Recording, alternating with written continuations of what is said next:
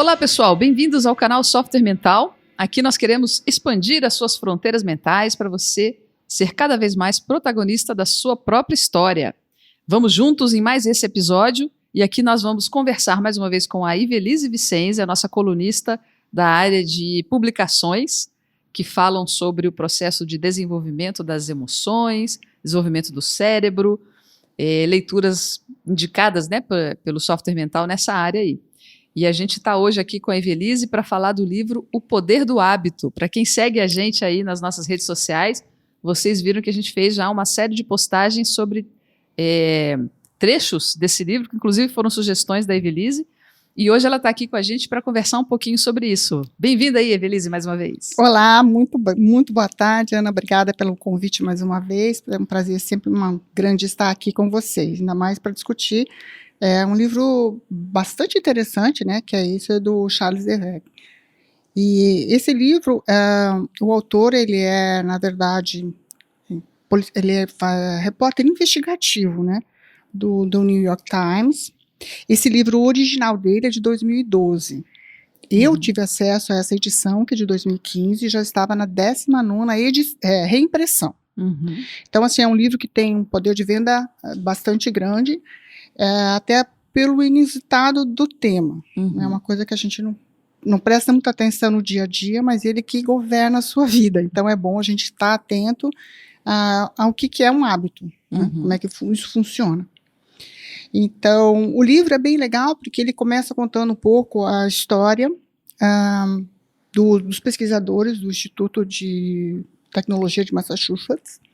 Em 1990, de novo, eles recorrem aos ratos, né? Como a gente, na última vez, a gente estive aqui falando do cérebro emocional, os ratos eram as cobaias. Dessa vez também, coitados, os ratos eram as cobaias. Lá vamos nós no ratinho de novo. De novo, botaram os ratos lá para estudarem como é que mapear, assim, qual é a fisiologia, como que isso marca o nosso corpo, né? Naquele outro encontro a gente falou como é que as emoções marcavam o cérebro. Agora como ele queria saber como é que essa repetição, né, um gesto repetitivo que a gente chama de um hábito, marcava o cérebro. Então eles usaram os ratos, os roedores. E aí, então, eles tinham que, claro, a recompensa do bichinho era um chocolate, que eles gostam de chocolate, o rato gosta de chocolate. Então, eles mapearam como é que isso funcionava. O que eles descobriram mapeando, utilizando, claro, microtecnologias para fazer essa análise, acompanhar como é que funcionava o cérebro dos roedores. E aí eles descobriram o seguinte, que quanto mais o animal fazia o mesmo gesto de forma repetitiva, e aquilo se tornava, então, um padrão, menos o cérebro dele trabalhava.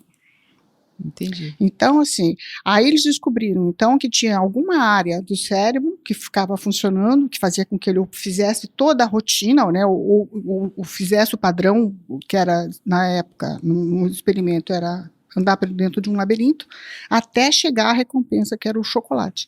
Então, quanto mais ele descobria, mais ele repetia essa mesma série, menos o cérebro dele pensava. Então, é como se o cérebro deles desligasse. Isso então, foi depois correlacionado com o cérebro humano exatamente da mesma maneira. Da mesma maneira. Tá? Então, isso foi desde os anos 1990. A partir disso, então, o que eles descobriram com esse estudo? Que tem uma estrutura chamada gânglios basais, né, que é um conjunto de células nervosas que fica localizado bem dentro do cérebro. Sabe? Bem, se você pegar o cérebro e fizesse, sei lá, um corte no meio e depois de um meio de novo, ficaria lá dentro. Então é uma área bem de difícil acesso, bem remota. Interna, né? Bem interna do cérebro, bem protegido. Inclusive é vizinho do tálamo, né, que a gente chama que é uma estrutura que tem relação com a cognição, né, cognição, consciência, entre outras funções. Então eles descobriram que esse padrão repetitivo parece que era armazenado nesses gânglios basais. Então eles tinham um papel fundamental para armazenar hábitos, né, que são esses padrões repetitivos. E aí o autor começou a fazer, então, mapear como é que funcionava um hábito. Por que a gente tem hábito?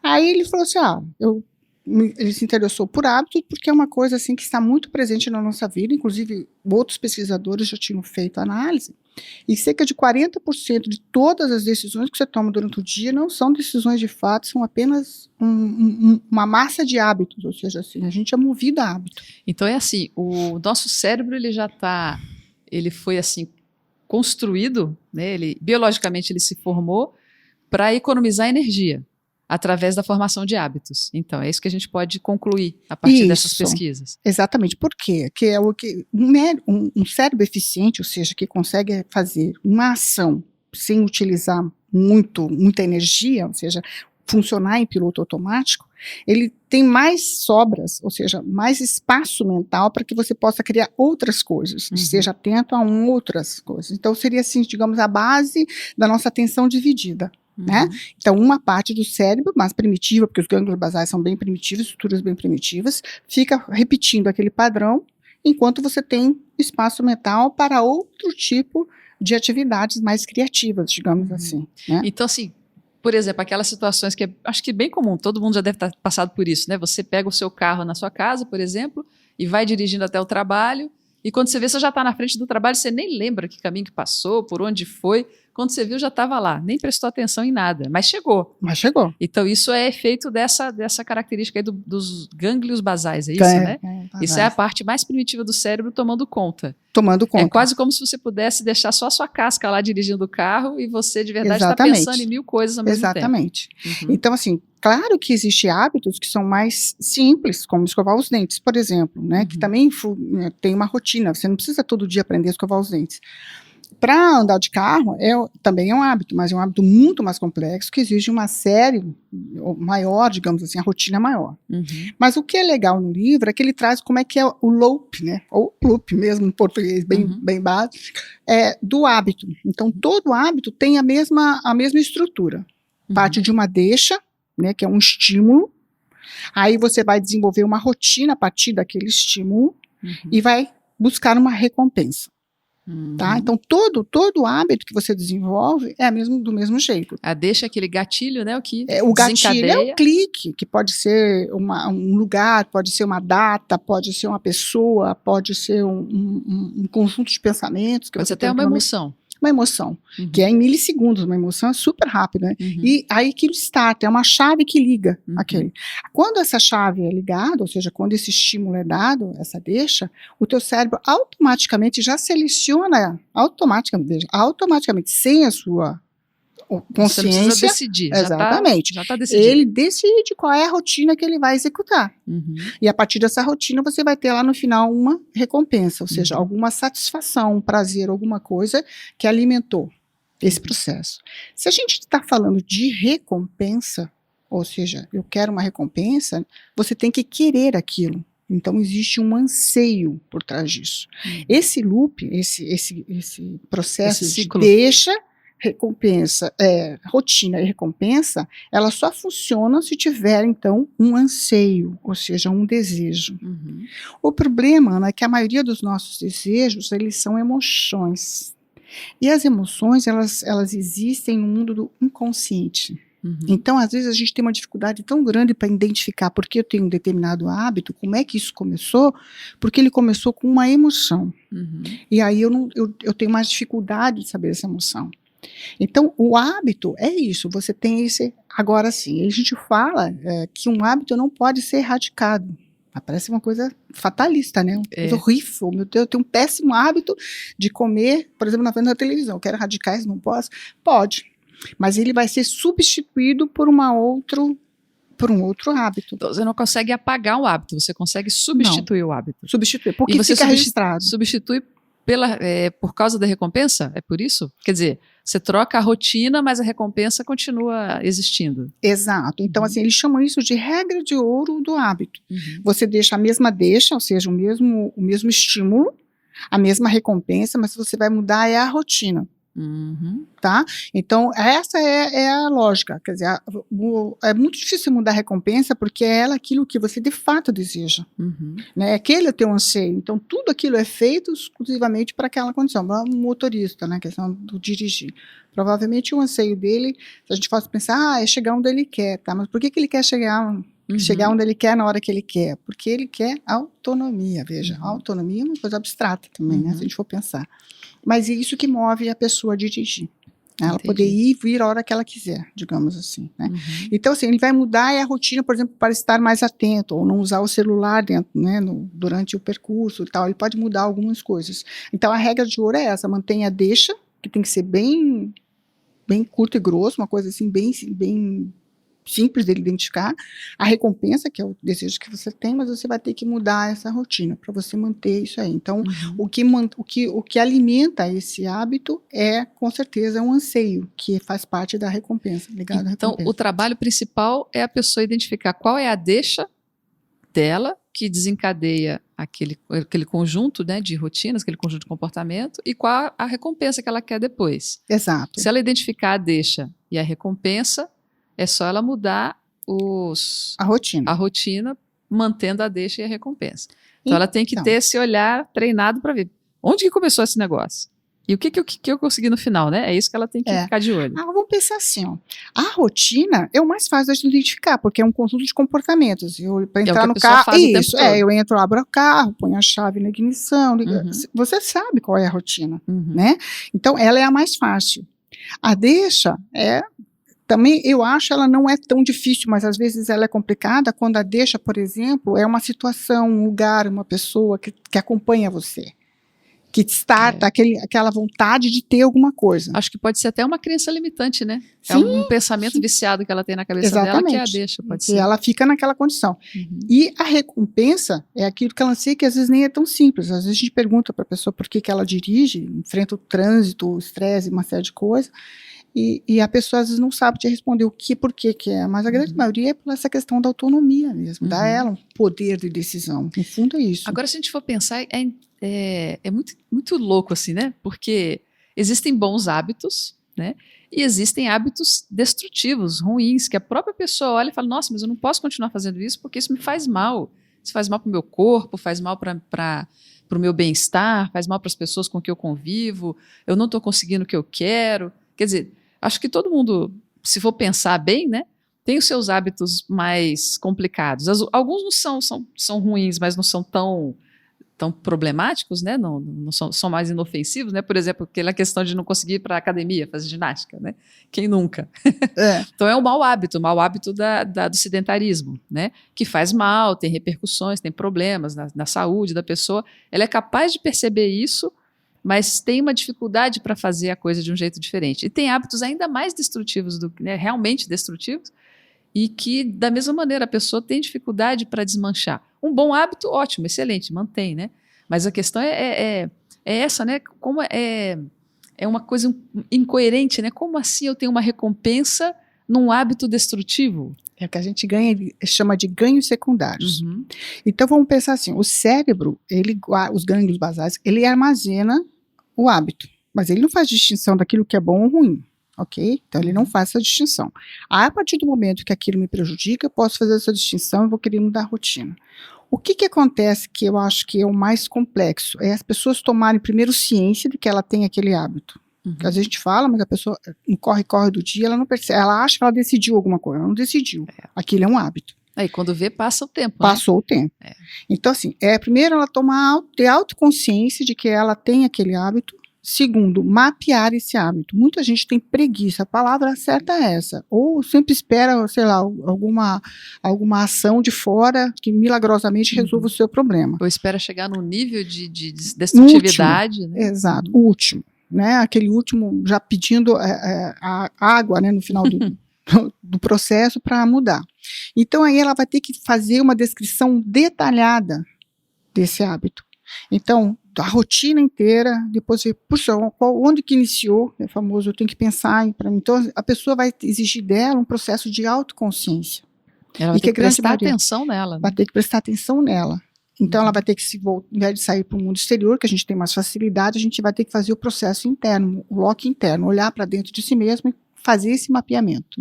E depois usar o que a gente chama de força de vontade, que é a base da mudança do hábito, é a força de vontade, gente. Que, em outras palavras, é autodisciplina.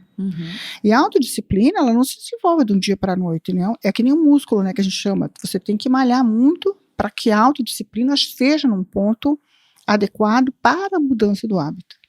Isso é tão interessante que dentro do livro ele traz uma pesquisa que foi feita com estudantes. Então, nos Estados Unidos eles têm a mania de QI, né? Uma coisa horrível, as pessoas lá são medidas por coeficiente lá de inteligência, aquele teste de QI. E aí eles perceberam que eles pegaram 2 grupos de alunos, uns que tinham uma questão da autodisciplina mais aguçada, e os que tinham um QI bem alto, e acompanharam esses 2 grupos. O que eles perceberam? Que as pessoas que tinham a autodisciplinas chegaram muito mais longe do que as que tinham um QI mais alto. Porque elas ficavam mais tempo estudando, elas ficavam mais em casa do que na rua, elas se dedicavam mais às tarefas de casa, e isso fazia com que essa rotina produtiva, que a gente está falando de hábito ruim, este hábito bom que a pessoa tinha, ajudava ela, no final das contas, a obter resultados melhores do que aqueles que tinham um QI ótimo, mas tinham uma autodisciplina baixa. Então, quer dizer, a autodisciplina, na verdade, é a pessoa que ela gerencia as rotinas dela. Ela que decide as rotinas que ela vai seguir, não o cérebro automaticamente define isso e fica por si só, né? Porque veja assim, o hábito não define a pessoa, é a pessoa que define o hábito. Então, se eu tenho um hábito, por exemplo, as pessoas que têm mania de comer em excesso, tem gente que belisca o dia inteiro, a pessoa quer perder peso, então tem que parar de beliscar, ela vai ter que criar. Primeiro, entender qual é a deixa dela, qual é a recompensa, a gente já sabe, né? A sensação de conforto, de aconchego, acolhimento que o alimento dá. Normalmente é isso que acontece. Mas qual é a deixa? Uma propaganda?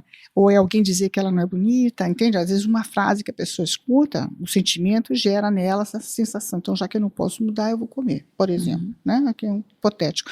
Então, ela sabe qual é a rotina dela. Então, ela sabe que cada vez que aquela deixa chegar, ela vai ter que fazer alguma coisa para que ela não repita aquela antiga rotina. Que ela já tem lá, dá até para escrever e botar num quadro, né? Então, a rotina é essa. Não, eu tenho que mudar essa rotina. Mas veja, isso demanda tempo, força de vontade, né, que é a tal da autodisciplina, para que com o passar do tempo esse novo hábito seja tão forte que ele substitua o antigo.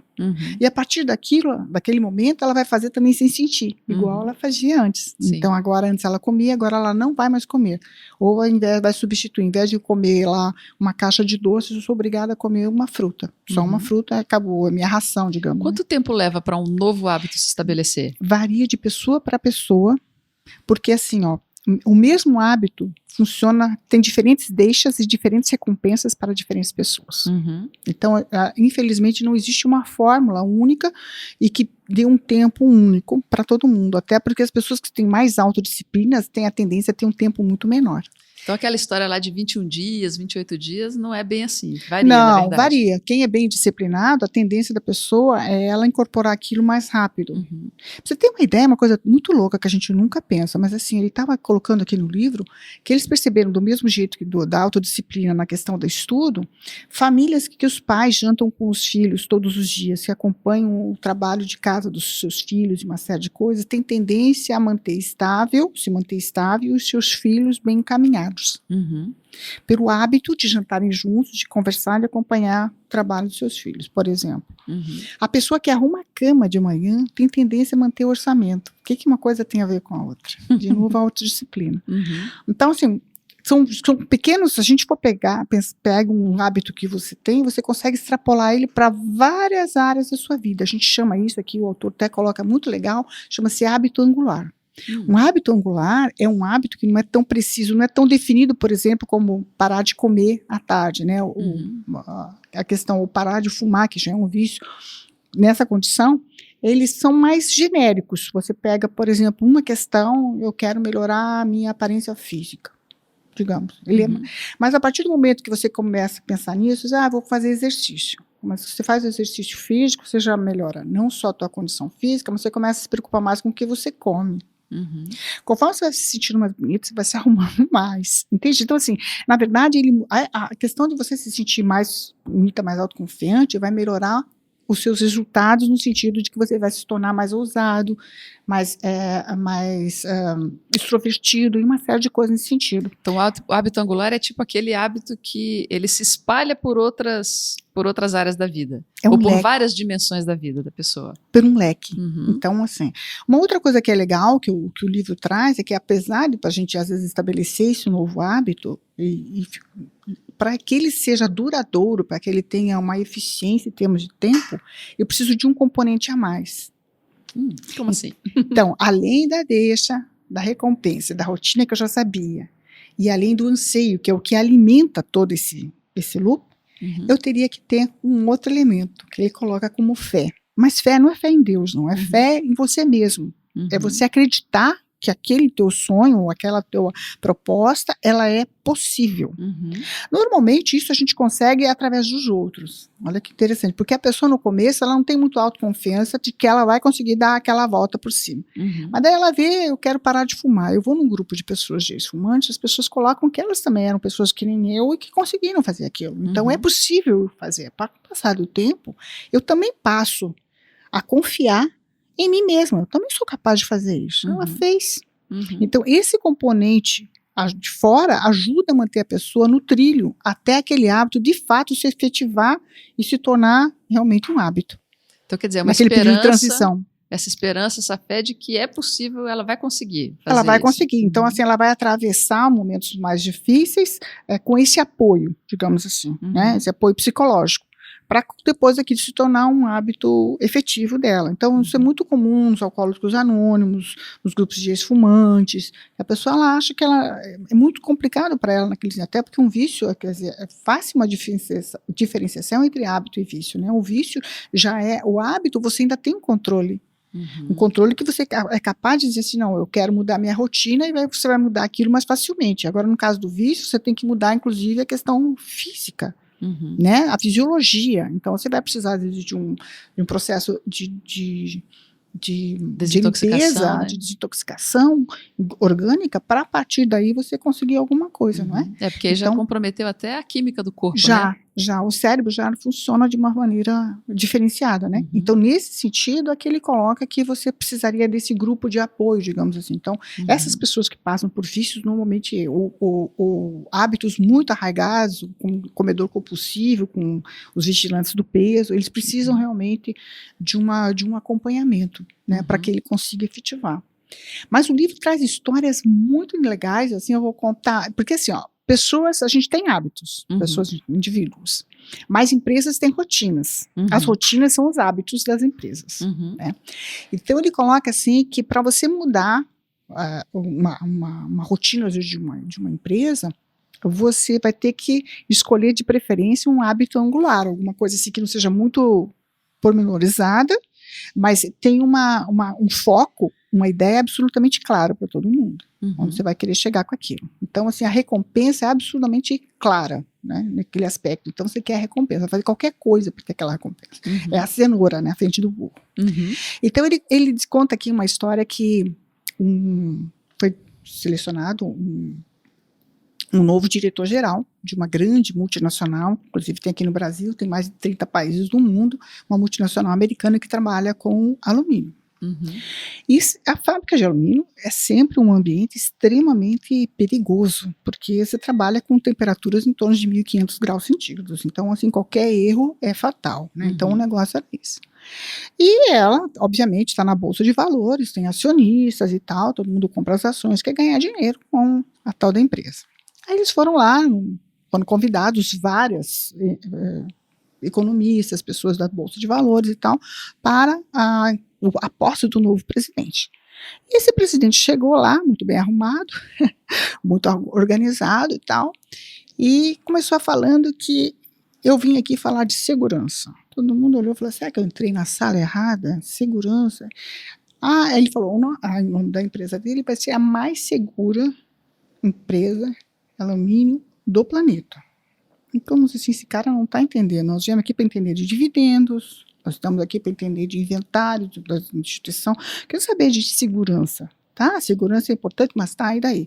Aí ele falou, vocês não estão entendendo, eu vim aqui para falar de segurança, não vim aqui para falar sobre isso. Vocês já notaram que tem 2 portas de saída de emergência nessa sala? Não, agora sim, agora pirou, né? Aí disse que tinha consultor que foi lá e falou assim, cara, esse homem ele era de tal lugar. Nossa, já deve ter usado muita droga. Porque era nos Estados Unidos que usavam muita, deve ter usado muita droga. O outro pegou o telefone e ligou para os seus principais acionistas e falou assim, cara, botaram um hippie maluco nessa empresa, vendam ações que esse negócio vai desabar.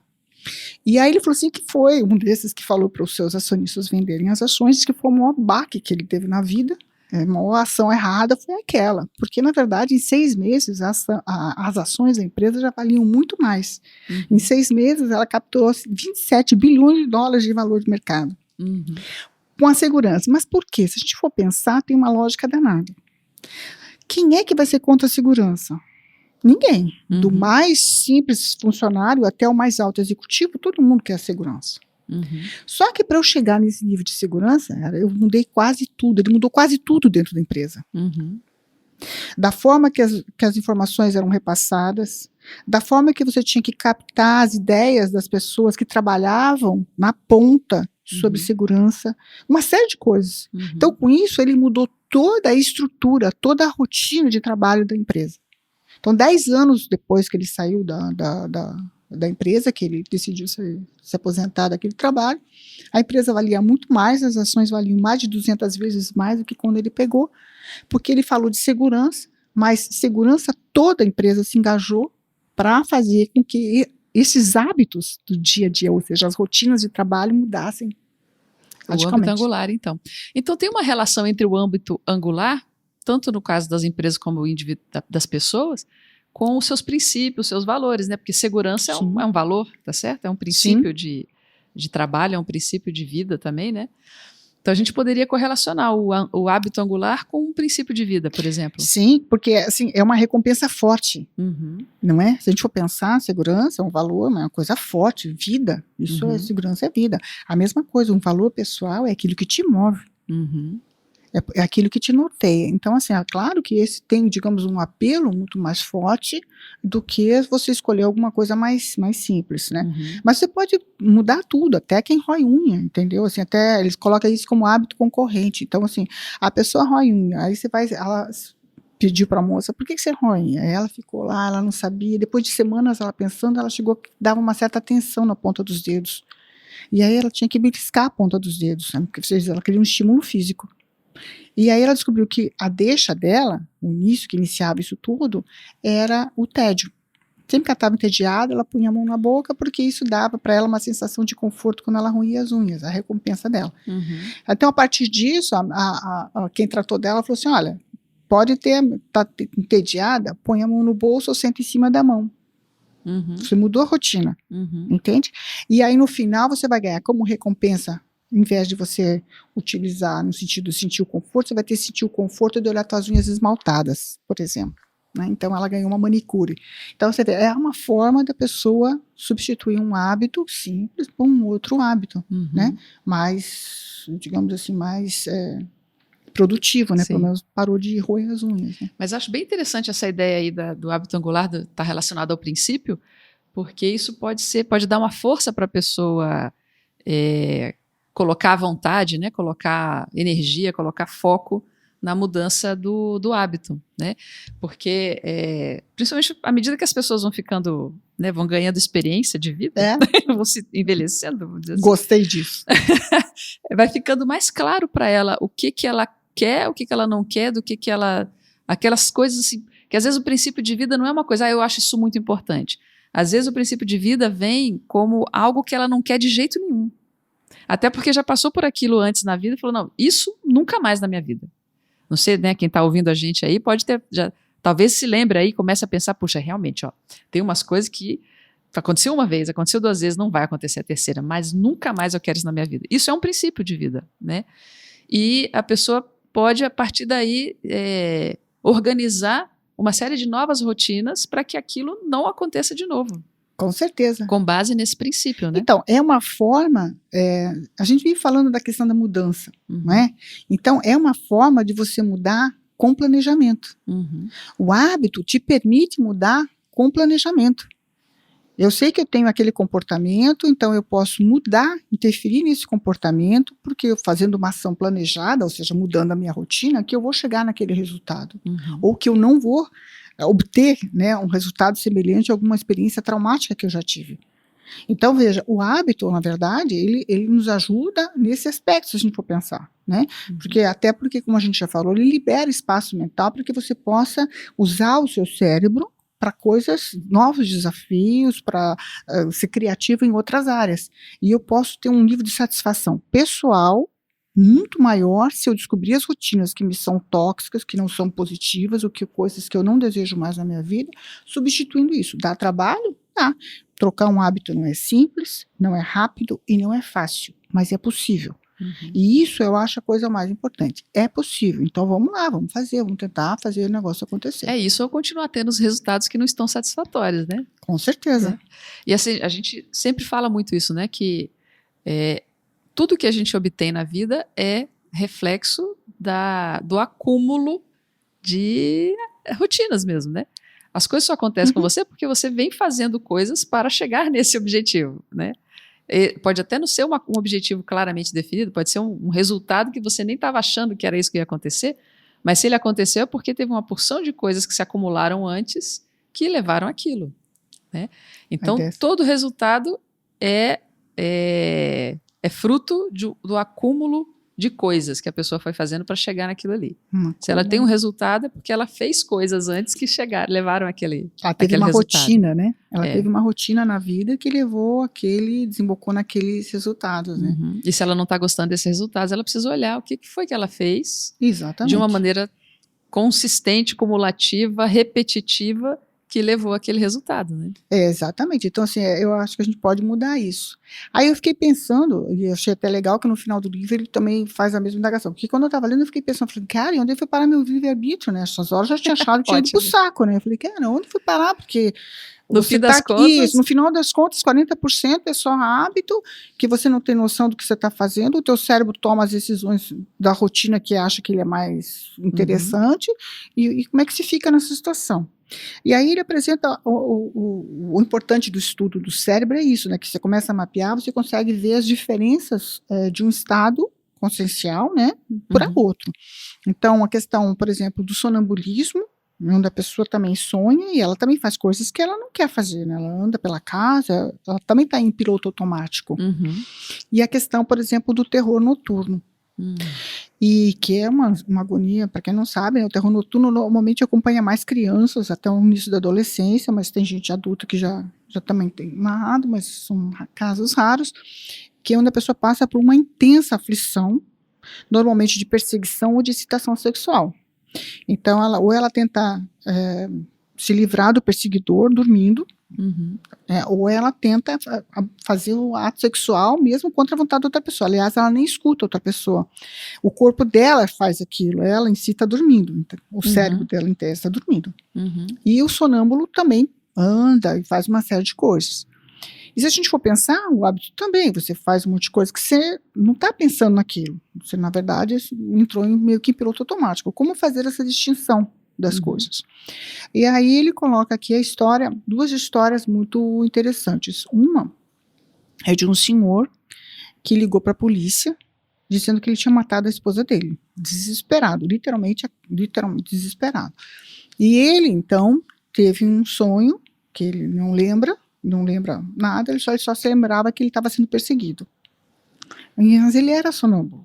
Ele já tinha, na vida adulta, os episódios de sonambulismo, mas nunca desse jeito. Então, ele imaginou que estava, ele acabou sufocando a esposa dele e morreu. Ela morreu mesmo. E aí ele foi para os tribunais, né, sendo julgado por isso, porque ele fala assim, mas você é consciente das suas ações, você tem que ser responsável por suas ações. Se você era sonâmbulo, por que você não tomou alguma coisa, não se prendeu na cama, alguma coisa? Mas aí, eles estudando o cérebro dele, perceberam que ele estava num estado de cérebro dele semelhante ao terror noturno. E não semelhante ao sonambulismo, ou seja, um terror noturno é muito mais intenso, o desligamento do cérebro, do que seria no sonambulismo. Paralelamente, ele contou o caso de uma outra pessoa, só para a gente ver depois o desfecho. Essa mulher, ela tinha pais que moravam longe, que eram doentes, e ela ia sempre tratar dos pais e aproveitava e jogava. Na verdade, ela era uma jogadora compulsiva e os pais deixaram uma herança para ela gastou todo o dinheiro, ela era casada, tinha filhos e ela jogava tudo escondido, ninguém sabia. E ela foi até que ela perdeu toda a herança, ela perdeu todo o dinheiro da família, perdeu tudo, hipotecou a casa, ela perdeu tudo. E lá nos Estados Unidos, em Las Vegas, o hotel aumentou o crédito dela absurdamente, ou seja, ela podia jogar pra caramba, se endividar pra caramba, ou ganhar pra caramba, entre aspas, e mandava carro, dava suíte de graça para ela dormir lá, entendeu? Assim, vários atrativos para a pessoa fazer isso. E ela também, então, foi para os tribunais acusando a questão lá de Las Vegas. Aí, claro, ela perdeu todo o dinheiro, o hotel lá onde ela ficava, o cassino, entrou na justiça para recuperar o dinheiro. Ela já devia, nessas alturas do campeonato, mais de $370 mil. E ela não tinha como pagar. Aí ela pegou um advogado. Aí chegou no tribunal, ela teve uma sentença e o senhor teve outra sentença. Por quê? O cara que matou a mulher, o velhinho que matou a esposa, foi diagnosticado que ele tinha terror. O cérebro dele estava funcionando terror noturno. O terror noturno, gente, é absolutamente igual, semelhante ao hábito. Entra num piloto automático que o cérebro escolheu para você e que você não tem domínio sobre isso, mas é um hábito altamente primitivo, tá? Então entra de uma outra remota. E no caso da mulher, a compulsão dela também era um hábito, mas nesse caso ela tinha uma condição, porque todo hábito você tem uma condição de mudar. Mas ela não fez nenhum esforço de fato significativo para mudar aquela compulsão pelo jogo. Diferentemente dele, que estava em piloto totalmente apagado. Quer dizer, ele estava sem autoconsciência nenhuma. Nenhuma. E que ele estava funcionando por um mecanismo semelhante do hábito, ou seja, deu o start, que era a perseguição, o cérebro dele rodou aquilo sem nenhum nível de consciência. Ela era um hábito onde ela tinha esse nível de consciência. Ela sabia que ela era viciada naquilo, entendeu? Então, ela perdeu a causa e ele foi liberado. Ele foi libertado. Porque todo hábito, quando ocorre para nós na vigília física ordinária, como nós estamos aqui agora, é evidente que você tem algum controle sobre isso. Você está vendo o resultado, ou como diz você, chegar a uma condição que você não quer nunca mais repetir. Então, assim, você sabe qual é o desfecho da história. Então, essa foi a diferenciação que ele fez, mas é para a gente ver que o nosso livre-arbítrio, ele existe sim, a não ser no caso do terror noturno, que é uma doença rara, ou situações nesse nível, mesmo no vício, você tem o poder de mudar isso, entendeu? Essa é a lógica. Então, o nosso livre-arbítrio continua funcionando mesmo que a gente funcione com hábitos.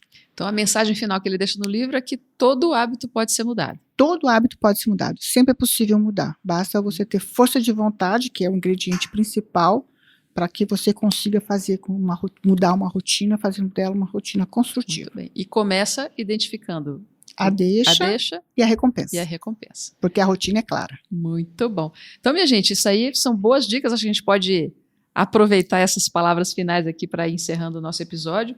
Essa é uma boa dica, o processo da mudança de hábito, é uma boa dica para você trabalhar a superação das suas crenças limitantes, tá certo, Vivi? Com certeza absoluta. E é isso aí. Se você quiser saber um pouquinho mais sobre isso, faz lá o diagnóstico de mindset no site do Software Mental, identifica lá quais são as suas crenças limitantes. Você já tem uma certa ideia de quais são? Ou seja, quais são esses ganchos iniciais, né? Esses gatilhos iniciais, essas deixas que fazem com que você desencadeie uma série de hábitos que podem não estar te levando onde você quer. Faz lá o nosso diagnóstico de mindset, tem uma versão gratuita lá no site, experimenta, softwaremental.com.br. Se você quiser também, segue a gente nas nossas redes sociais, a gente está sempre falando sobre esses temas, para você poder ir aos poucos, né, trabalhando e desenvolvendo e também estabelecendo os seus hábitos que você quer, que vão te levar aonde você realmente deseja, que vão fazer bem, né, para a sua vida. Eu queria lembrar vocês, gente, que todo esse nosso episódio aqui, nossos episódios, na verdade, do podcast, eles têm aí o patrocínio e o apoio técnico da Athena, né, que permite que a gente esteja aqui todas as segundas-feiras trazendo novas informações, convidados, para a gente poder entender um pouquinho mais das características do nosso cérebro, das nossas emoções, como é que a gente faz com que a nossa vida seja realmente a representação daquilo que a gente deseja, né? Então, minha gente, vamos encerrando por aqui esse nosso encontro que a gente falou sobre o poder do hábito com a Ivelisse Vicenzi. Em breve estaremos aqui de novo com mais temas, com mais livros. Se vocês têm alguma sugestão de leitura, de livro que você gostaria que fosse trabalhado, que fosse comentado aqui, manda aí pra gente nos comentários, manda aí no comentário aqui no YouTube ou na rede social que você estiver escutando a gente. A gente gosta muito de interagir e quer muito também trazer aqui informações que sejam importantes e de benefício para todo mundo, tá joia? Então, um abraço e até a próxima. Tchau, tchau.